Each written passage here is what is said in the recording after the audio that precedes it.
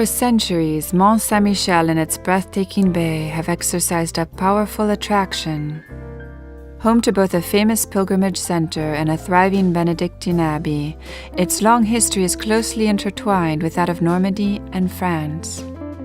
The monastery perches on a rock, isolated in the middle of the bay, protected by the incessant ebb and flow of the tides. Constructed as a place of monastic prayer, the magnificent buildings crowning the rock trace the evolution of Romanesque and Gothic architecture, and together constitute a unique testimony to the civilization of the Middle Ages. This wonder of the Western world forms a tower in the heart of an immense bay. Legend has it that Aubert, Bishop of Avranches, built and consecrated a small church in 709 at the request of the Archangel Michael. In 966, a community of Benedictines settled on the rock at the request of the Duke of Normandy, and the pre-Romanesque church was built before the end of the first millennium. In the 11th century, the Romanesque abbey church was established upon a set of crypts, where the rock comes to an apex, and the first monastery buildings were constructed up against its northern wall. Mont Saint-Michel owes its form partly to the 40,000-hectare bay from which it rises. 3 small coastal rivers, the Say, the Couesnon, and the Sélune, flow into it, tracing wide meanders that change course with the tides. At times, land, sea, and sky dissolve together into a uniform slate-gray haze. The bay is raked by Europe's strongest tides. In the 14th and 15th century, a remarkable development of defensive military architecture, including thick walls, ramparts, towers, and bastions, was constructed around the monastery. The ramparts were designed as a response to new developments in warfare resulting from the recent introduction of the cannon. Until that time, ramparts had to be very high and reinforced by even higher towers.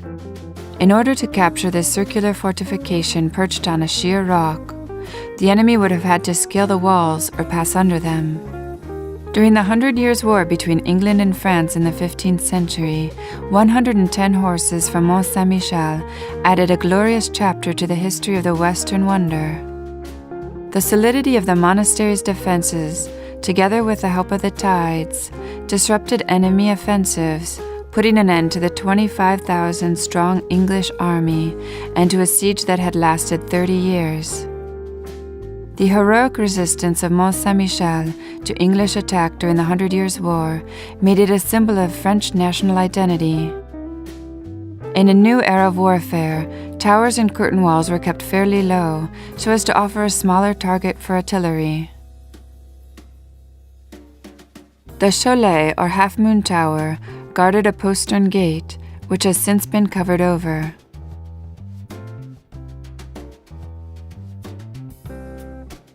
The Basse Tower replaced an older bastion.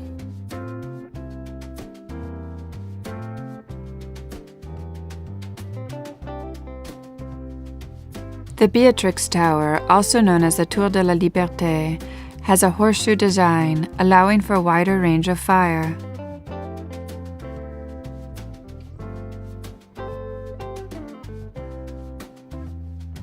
The Arcade Tower is the only tower to have retained its original roof timbers, and together with the neighboring King's Tower, conforms to the traditional circular plan.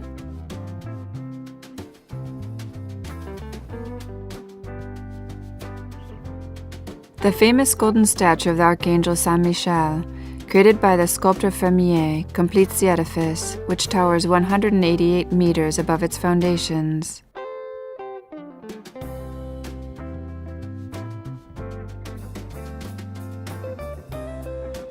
The stones used to build the abbey were brought by boat from nearby quarries, then hauled up the steep slope by ropes and sheer human strength.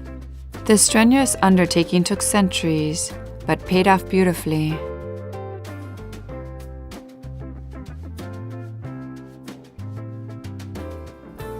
Nestled between the ramparts and the abbey, the Mount's small village turned to commerce to make its livelihood. The The inhabitants who settled on the rock beginning in the 10th century undoubtedly included fishermen, but the majority of them sold souvenirs or kept inns, their fortunes rising and falling with the Mont's reputation as a place of pilgrimage.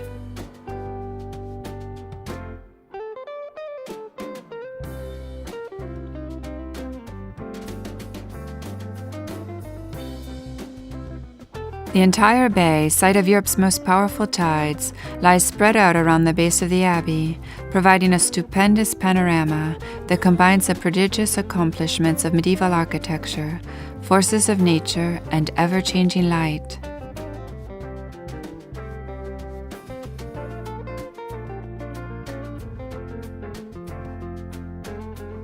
The abbey's main entrance leads to the courtyard of the Avancée.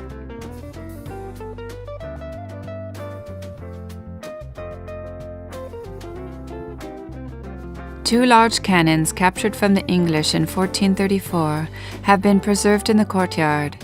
In about 1525, Lieutenant Dupuy added a new forward gate beyond the boulevard, known as the Avancée, in order to fortify the entrance to the village. It consisted of a triangular courtyard surrounded by a wall with two openings. The 14th century arch of the King's Gate is equipped with a portcullis and machicolations. It is preceded by a moat over which a drawbridge, rebuilt in 1992, can be lowered. It was called the King's Gate because it also housed the officer responsible for guarding it on behalf of the French king.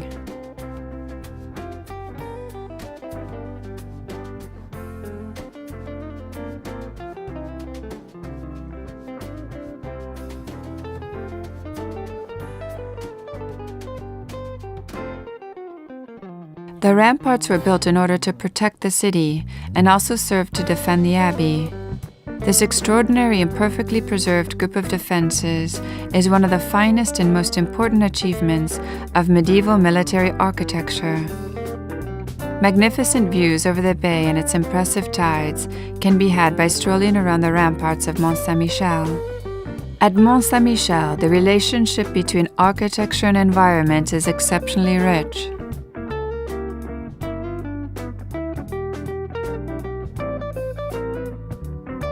Since 1979, the bay has been classified by UNESCO as a World Heritage Site. The image and worldwide fame of the bay are strongly related to the quality of the landscape that forms the unmistakable silhouette of Mont Saint-Michel. Even before the start of the 100 Years' War, the mount had a special significance for the French kings who frequently came here on pilgrimage. In exchange for spiritual protection, these royal visits were also a confirmation of dynastic continuity. These visits often provided the donations necessary for the completion of the abbey buildings.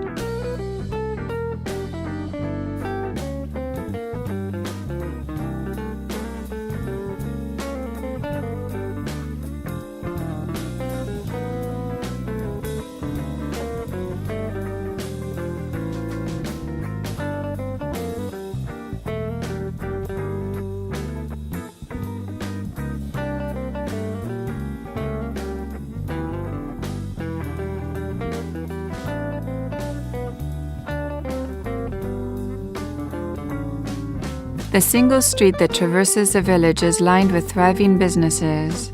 Many of the houses were rebuilt during the Belle Époque in response to the demands of modern tourism. Few 15th and 16th century examples have survived. The narrow Grande Rue cobblestone street circles up to the monastery in three steep spirals. It is bordered, at its lowest level, by houses that have survived from the 15th and 16th centuries.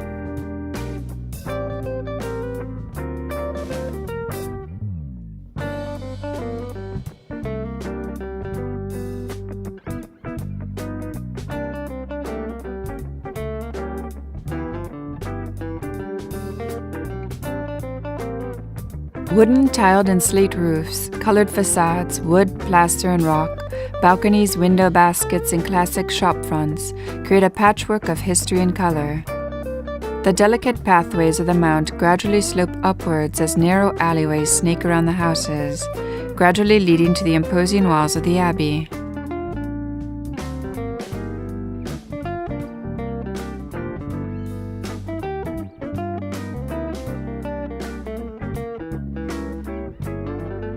During the 100 Years' War, the abbots concentrated their efforts on building defenses. Pierre le Roy erected the Périnéa Tower to house the Mont's garrison. He fortified the entrance to the abbey with the Châtelet, a narrow construction flanked by 2 tall corbelled turrets, faced with alternate courses of blue and white granite, and crowned with crenellations reaching as far as the Mont. The Châtelet gate itself was defended by machicolations and a portcullis that prevented access to the staircase, known as the gouffre, or the abyss, which led up to the abbey.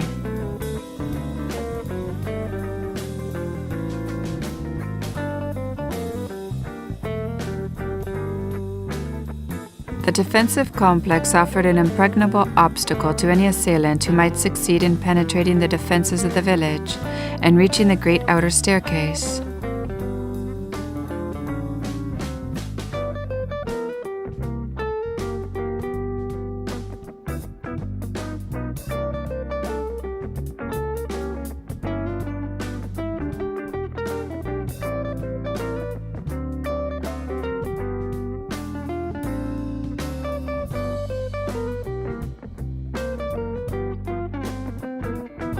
The Châtelet gate offers a vertiginous view of the bay.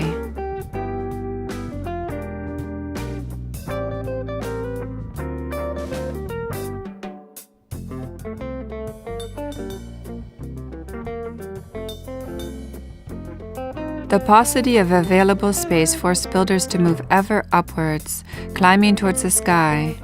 The whole complex, measuring 80 meters across, took 17 years to build and was completed in 1228. This wonder of the art of construction was a remarkable challenge. Over and above the technical skills of their builders, each room of the Merveille served a specific function in the organization of the monastery. The spectacular quality of its architecture is a major element in the fascination exercised by this Palace of the Archangel.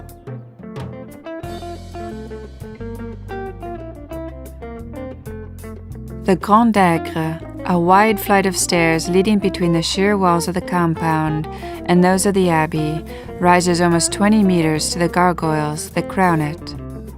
Arched walkways join the higher levels, and Gothic windows adorn the spaces between the buttresses.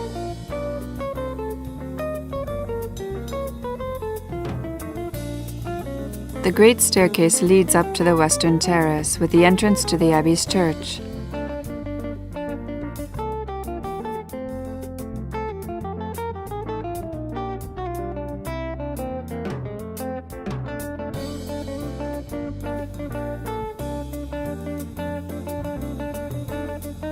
Opening onto the terrace is the church, whose present facade, added in 1780, has a very simple design.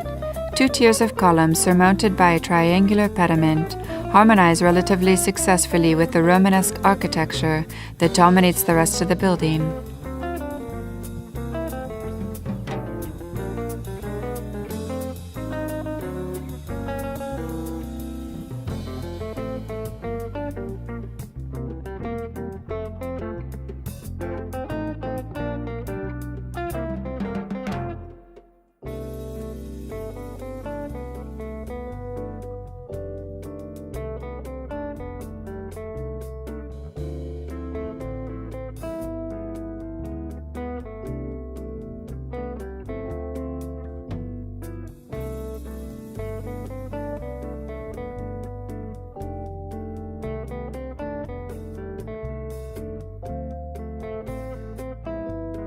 The church sits on the highest point of the island, a space it shares with a large terrace, offering sweeping views over the surrounding area, over the open sea to the north and west, and across the green pastures of Normandy to the south and east.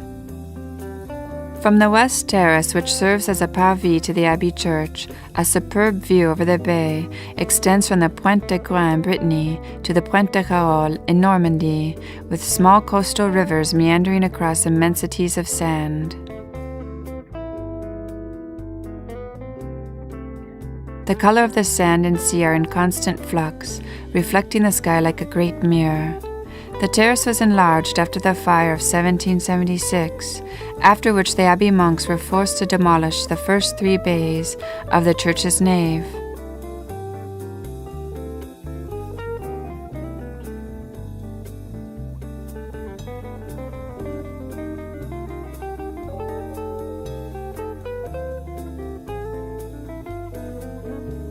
Although the bay may appear welcoming, tempting walkers onto its sands, its exceptional tides make it perilous.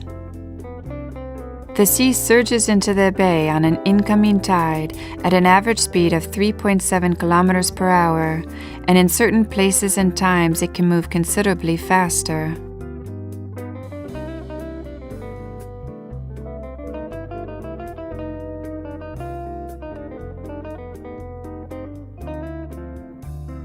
The abbey's capitular or chapter room was an essential part of the monk's daily life.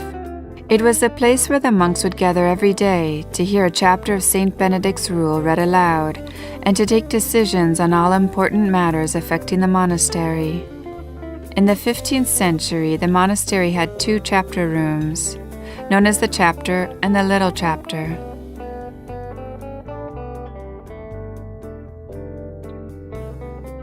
The construction of the abbey church was begun by Abbot Hildebert in 1023 to replace an earlier edifice that had been destroyed by fire. Inside, the chancellor choir of the abbey church is one of the most elegant surviving examples of the late Gothic flamboyant style. A regular crossing is flanked by transepts built over deep vaulted crypts. These two-story constructions are covered by a barrel vault, attributed to the 11th century architect Raoul. A series of low twin bays are housed beneath relieving arches.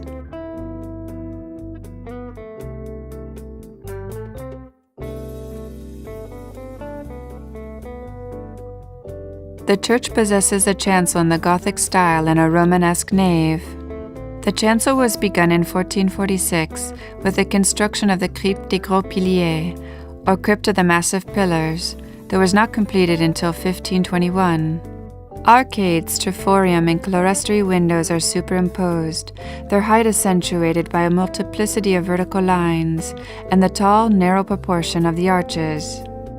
The main arcade is formed of pillars which are rhomboidal in section, made up of clusters of slender molded colonnettes that rise right up into the apex of the arches. Some of them soar 25 meters into the vaulting itself. The walkway in the triforium passes behind and through the pillars. Light floods in through the impressively high clerestory windows, highlighting the molding of the surrounding masonry. Despite severe restrictions in terms of space, the architect succeeded in opening up 7 chapels off the aisles and ambulatory.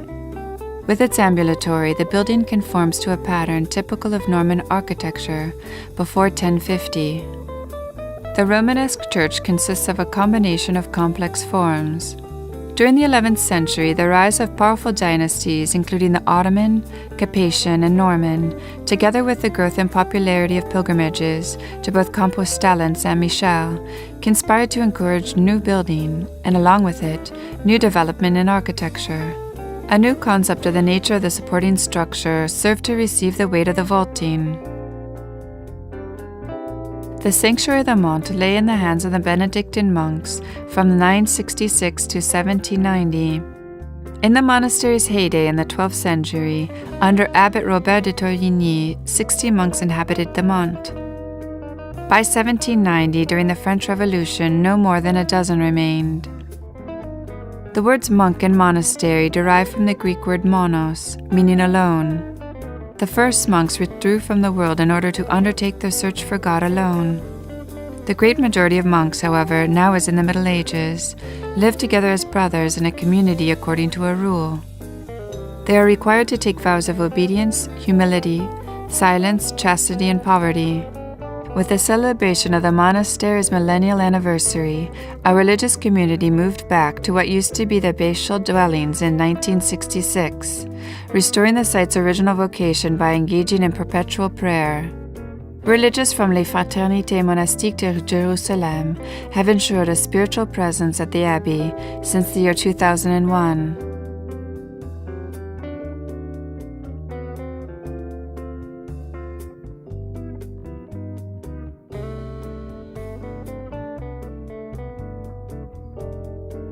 The whole site has been returned to its former glory thanks to an ongoing restoration project. The greater part of the abbey church underwent extensive restoration in the 19th century and at the beginning of the 20th century. carried out by Victor Petitgrand and Paul Gu.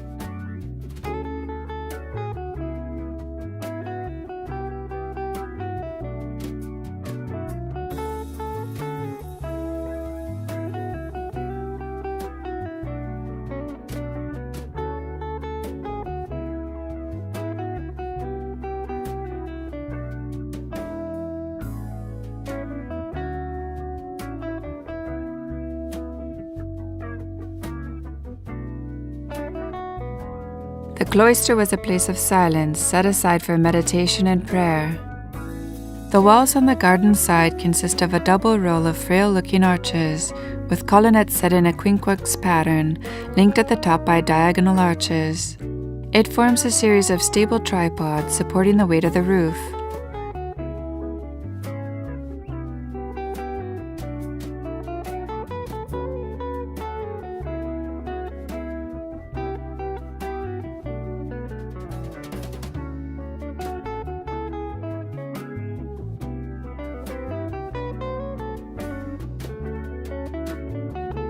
The cloister served as a covered passageway between the abbey building and the church.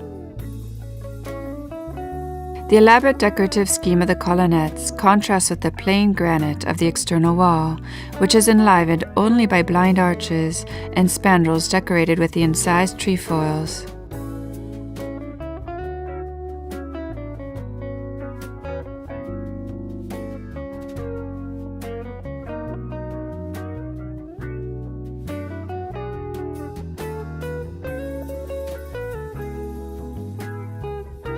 The delicacy of the cloister stands in marked contrast to the powerful architecture of the other parts of the abbey. The cloister had to be constructed as the monastery's third story above the knight's chamber.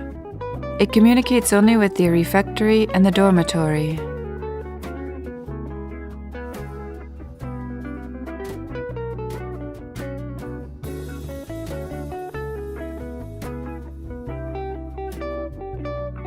The enclosed garden, replanted in 1965, adds to the charms of this luminous corner of the abbey. The colonnettes were largely remade at the end of the 19th century, using a fine-grained purple limestone, very different from the original English marble. The columns support finely molded arches, decorated throughout with carved rosettes and foliage. Entirely closed to the outside world and opening only onto an interior garden, this covered passageway symbolized the monastic life.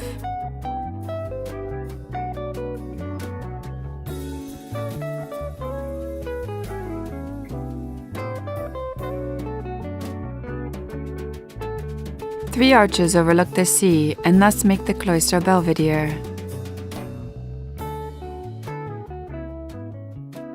The landscapes of the bay are of a great diversity, a maritime scene of grass, sand dunes, and cliff.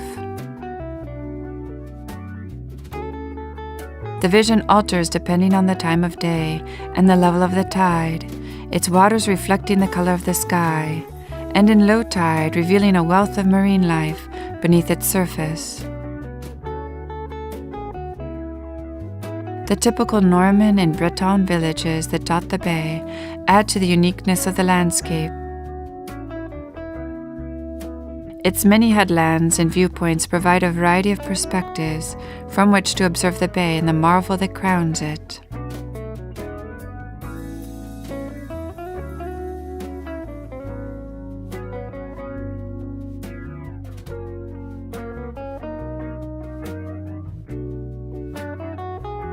The refectory is entered through the cloister. The architect overcame major technical difficulties in order to create a single, uninterrupted space. The enormous timber roof rests solely on the outer walls, which had to be reinforced until they were massively strong, with no points of vulnerability.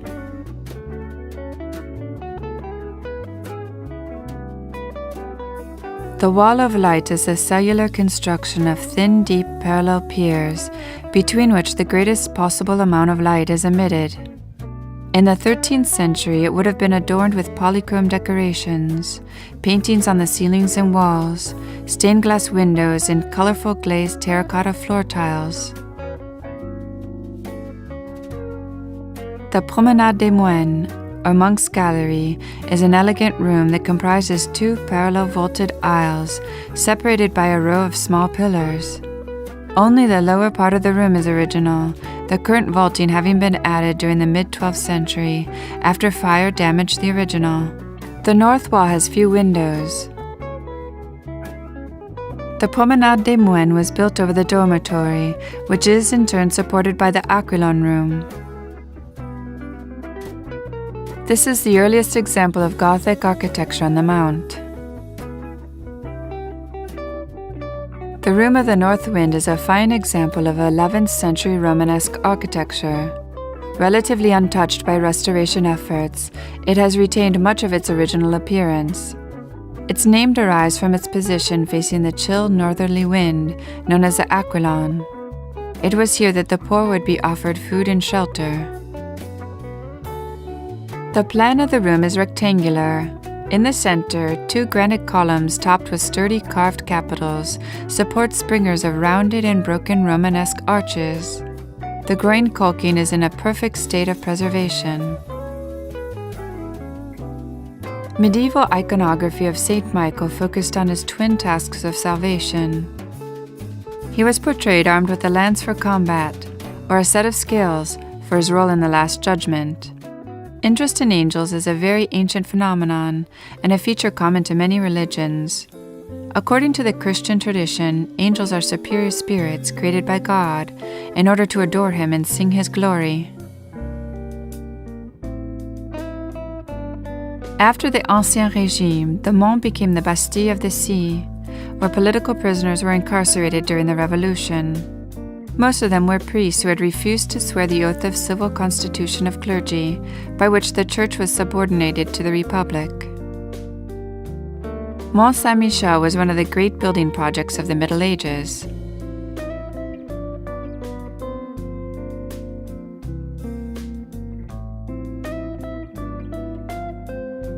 The architects extended the abbey church by constructing 3 crypts: the crypt of Saint Martin, the crypt of Notre-Dame des 30 Cierges, and the crypt of the Massive Pillars.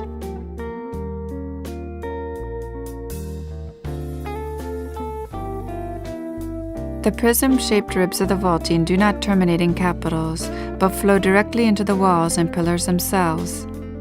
The precision of the construction reveals the extent to which the stonemasons had succeeded in mastering the art of vaulting.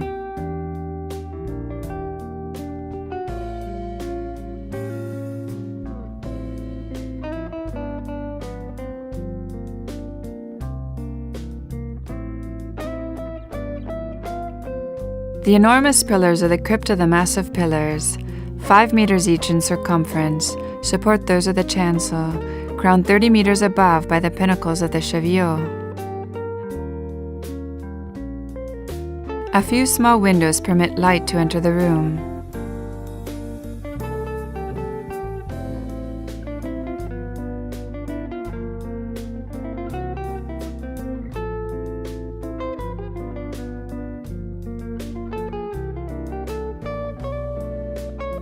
The crypt of Notre-Dame des 30 Cierges, or Our Lady of the 30 Candles, presented a similar appearance before being altered in the 13th century. A few traces of the original painted decoration have survived. Construction of the chancel was begun in 1023. The statue of the Virgin Mary comes from the Abbey of Hamby. Traces in this crypt confirm that the Romanesque chancel once possessed an ambulatory, 3 meters higher than the level of the nave. The guest chamber, one of the Abbey's 3 dining halls, was used for the reception of distinguished guests who had come on pilgrimage. It also served as a dormitory. Divided down the center by a row of tall columns, it is lit throughout by high and narrow windows. Rib vaulting is the fundamental element in Gothic architecture. This magnificent reception room lost much of its splendor when the original polychrome decor disappeared. A huge double fireplace served as a kitchen.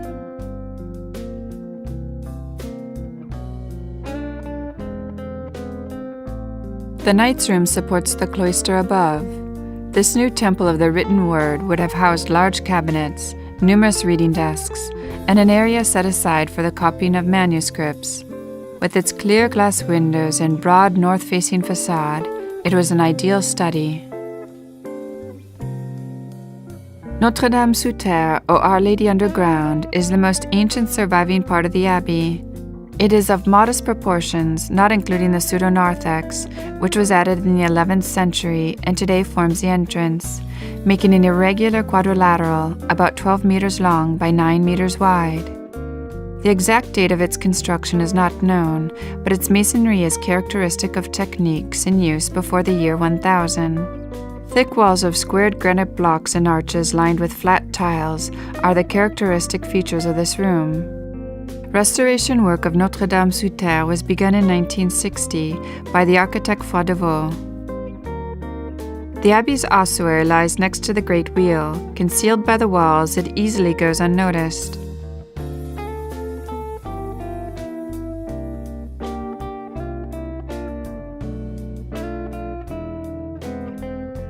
Constructed in the 19th century, the Great Wheel operates according to the same principle as the tread wheels used on the great construction sites of the Middle Ages and far back in antiquity. 6 prisoners placed inside the wheel walking forward would turn the wheel and thus draw up a rope which wound around the axle. The rope stretched down outside the buildings as far as the road, while the other end was attached to a trolley on rollers.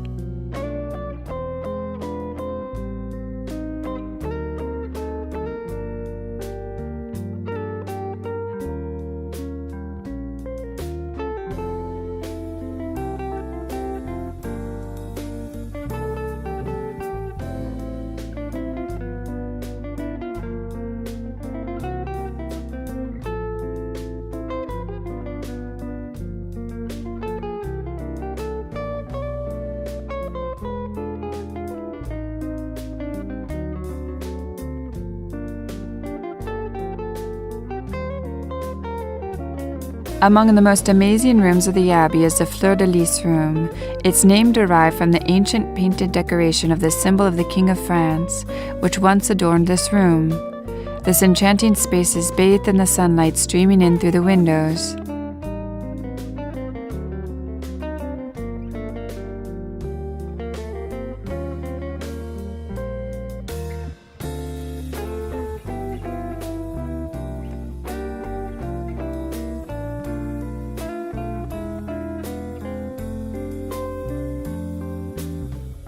The abbey has been the subject of various restoration interventions over the years, which overall can be considered to have been highly successful.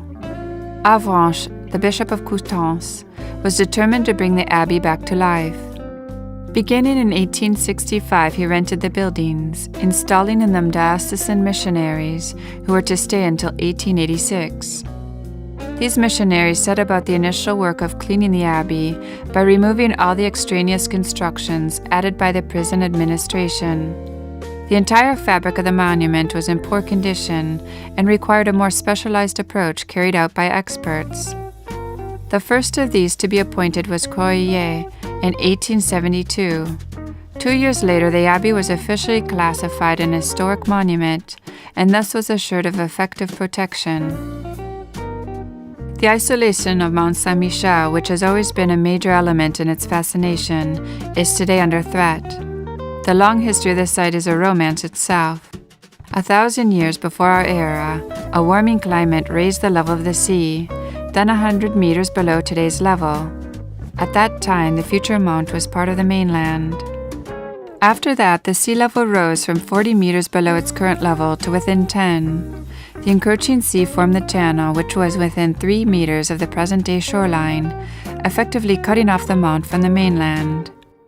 From the start, the island was threatened with silting, initially from natural causes, and then increasingly from human intervention. The question of how to restore the rock's isolation has prompted a number of conservation measures to be proposed. The beauty of the bay, the radiance of the abbey, and also the results of earlier human interventions meant that a project had to be devised for Mont Saint-Michel that was both ambitious and respectful of its heritage and scenery.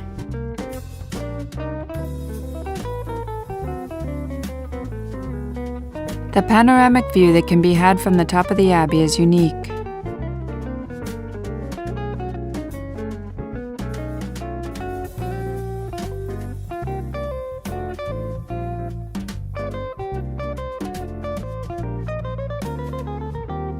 A small staircase permits the steeple and dome of the abbey to be accessed.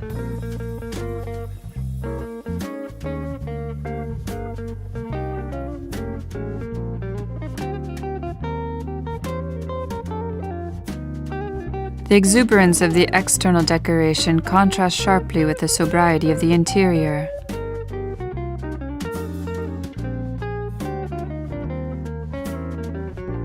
From here, a superb view of the village and the bay can be had. The lateral thrust imposed by rib faulting on the pillars, which support it, has a tendency to make buildings in the Gothic style bulge outwards. Medieval master builders had the idea of redirecting these lateral forces by means of permanent supports, flying buttresses, into perpendicular abutments of piers of masonry, whose vertical force was increased by the weight of crowning pinnacles.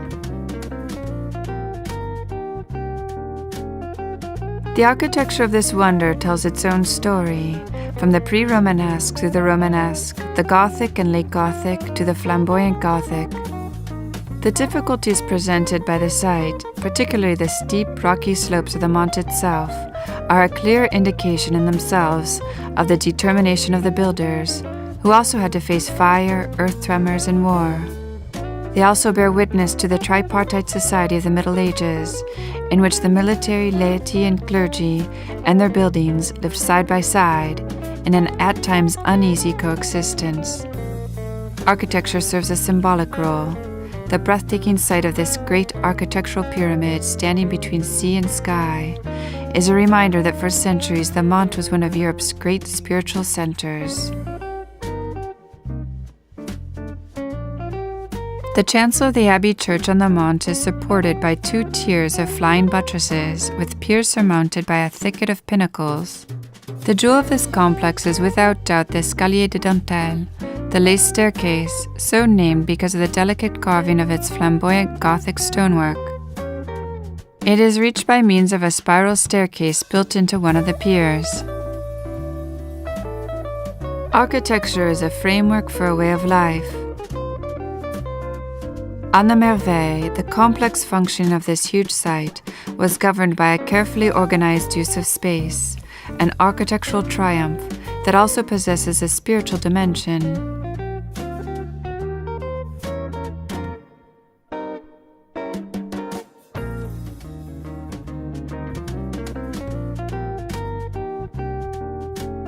Each building within the structure has its own meaning and is imbued with its own spirit and atmosphere.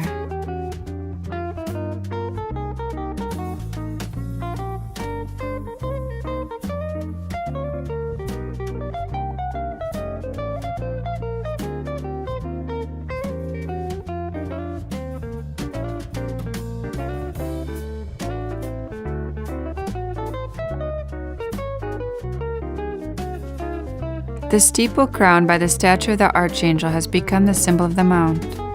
The original wooden spire was later replaced by an imperial dome with a squat bell tower, which was then replaced by a hipped roof. The Mount had to wait for the restorations of the late 19th century before it regained its tall, slender outline with steeple. Fremier was commissioned to design a monumental statue to top the then Gothic steeple of the Mont Saint-Michel. He imagined a gilded figure wielding a sword, faithful to the traditional symbolism associated with Saint-Michel. The statue was quickly adopted as the emblem of the Mount. Today, Mont Saint-Michel is a world-famous tourist site. More than 3.5 million visitors flock there every year, and a third of them explore the mysteries of the Abbey. Since 1984, Mont Saint-Michel has been listed by UNESCO as a World Heritage Site. This international classification is of vital significance for sites. It has served to alert international public opinion to the dangers of silting and has added weight to arguments calling for the removal of the causeway.